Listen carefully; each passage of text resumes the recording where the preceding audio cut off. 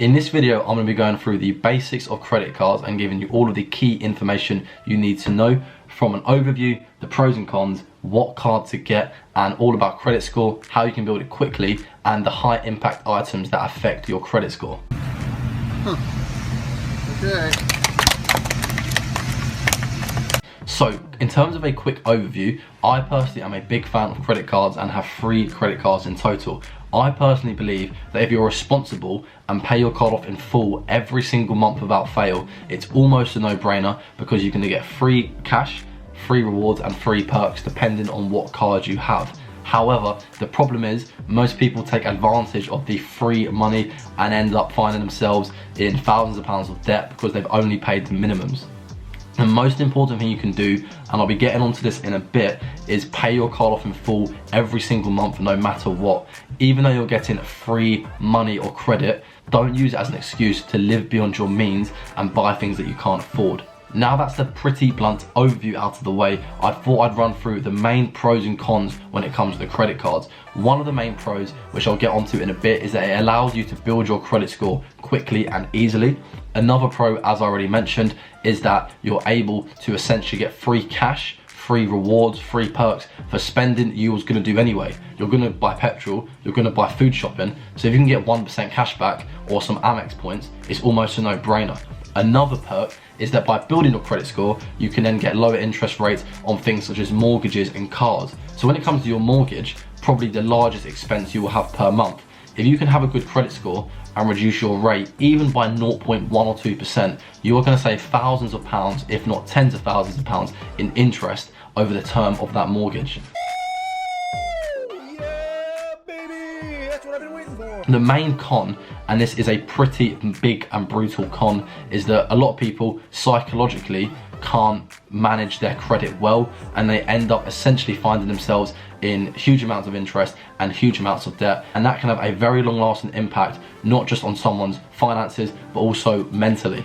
And the problem is, because with credit it is free money, people end up living beyond their means and buying things that they can't afford, which comes back to the main message and the thing that I'm going to constantly say: pay it off in full and only use it for spending that you was going to do anyway. Now I'm going to briefly talk about what card to get. So if you're completely new to credit and you've never had a credit card before, then you want to get a credit builder card.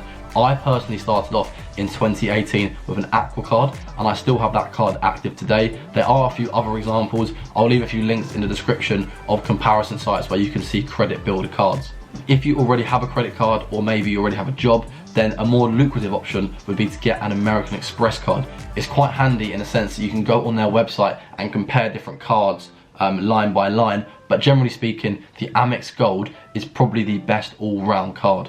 I won't get into too more specifics because I'll end up chatting about it for ages, but generally speaking, if you're new to credit cards, get a credit builder card. After that, you can then move on to an Amex, and if you already have gone through the credit builder card stage, then take a look at getting an Amex.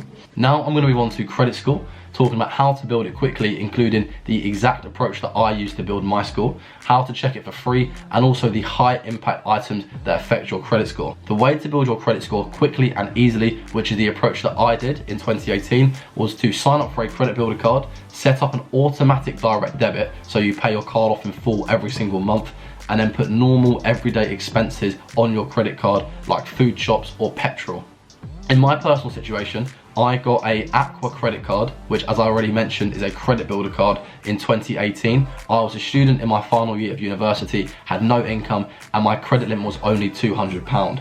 Straight away, I set up a direct debit to pay it off in full every single month, no matter what, and that direct debit is still set up to this day. I then put normal everyday expenses on it, which for me at uni was essentially just my food shops. After 6 months, that credit limit increased to £1,000, and now it's over £3,000. And that is the exact 3-step approach that I talk about quite a bit on Instagram, and the approach that I personally use to build my credit score from literally nothing, where I had no income, to being excellent across the 3 main credit agencies. So in terms of checking your credit score, as I just mentioned, there are 3 main credit agencies, which are Experian, Equifax and TransUnion. You've probably heard of Experian as they advertise quite a bit on the TV. But generally speaking, these 3 companies will give you a score. They measure your score using similar metrics And the score itself seems like an arbitrary number, but it is important because when you go to take out a mortgage or some sort of loan, the lender will most likely use one of these three providers to see your credit score. And as I mentioned, the higher your credit score, the better your credit score, the lower rate you can expect to get. Yeah, baby, that's what I've been waiting for. So how can you check your credit score for free? Well, Experian, you can check on Experian. Equifax, you can check on a website called ClearScore. And TransUnion, you can check on a website called Credit Karma. You can sign up completely free on all three of these platforms, and it's probably best to log on once every 3 months, maybe every 3 or 4 months, to see your credit report and file and see if anything is on there that seems strange. In particularly, ClearScore and Credit Karma have very good websites and services where you can actually see your credit report, see exactly what has affected it from month to month, and it also tracks your credit score over time, which is a handy tool. So we've gone through how to build your credit score, how to check it for free, and I wanted to talk about what actually impacts your credit score, and in particularly the high impact item. As I already mentioned, all three of the main big agencies use similar factors to measure your credit score. I here have an article from Credit Karma who lists 7 high impact factors that affect your credit score, which I'll leave in the description, but I will explain the main ones for you now. There's actually 6, not 7. The very first one and the most important one is payment history, and this is why it's important to always pay your card off in full every single month. I've now had credit cards for nearly 2.5 years and I've never paid a penny of interest, so my payment history is essentially 100% perfect. If you set up a direct debit, you will also never pay a penny in interest and never miss a payment, and that is arguably the most important thing that will impact your credit score. A second high impact item is credit limit. Now this is something that's out of your control, but what generally happens is every 6 months the credit card provider should automatically increase your limit. If they don't, then reach out to them. I know both Aqua and American Express on the app you can apply to increase your credit limit, and generally speaking, the higher your credit limit, the better, and it's essentially showing that you're more trustworthy and reliable. This then links into the third high impact item which I want to talk about, which is your credit utilization. All this means is how much of the credit you have available to you you're actually using in a month. If you have £200 available to you, like I did when I first started, and you use £200 of that credit, then you are using 100%. However, if you only use £100, then you're using 50%. Quick maths. It's an inexact science, but people generally advise you to keep this around 25 to 30% of your credit limit. However, as I mentioned, when you get your first credit card, because the credit limit will be so small, it's quite hard to keep this to a small amount, but that's why it's important as your credit limit increases to try and maintain your current spending levels. So in a previous example, if you have £200 credit limit and you're spending £100, your credit utilization is 50%. However, if your credit limit then jumps up to £400, your utilization then drops to 25% and you're in that sort of sweet spot. Quick maths. So these 3 are probably the 3 most important high impact items that will affect your credit score, and they all sort of link together. You want to make sure you're paying your card off in full every single month. Over time, your credit limit will be increasing as you're being responsible and paying off in full.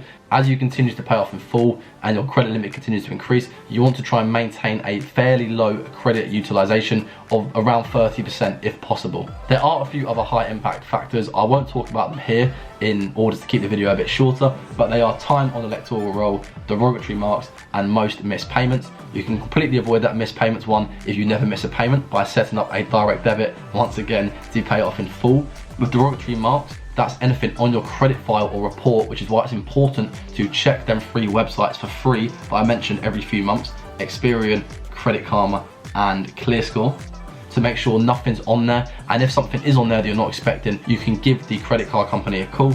And lastly, time on electoral roll, which is quite an easy one that you can probably do right now. It also lists a few other factors that aren't as important, but as I said, I'll leave the link in the description. So that is sort of a credit card 101 crash course. We've gone through a quick overview, the pros and cons, what card you can get, and then most importantly, the most meaty bit, credit score, how to build it quickly, how to check it for free, and the high impact items. I hope this video has been helpful. If you have any questions, please feel free to leave them in the comments and I'll do my best to answer them as quickly as possible. But other than that, thank you for watching and have a good day.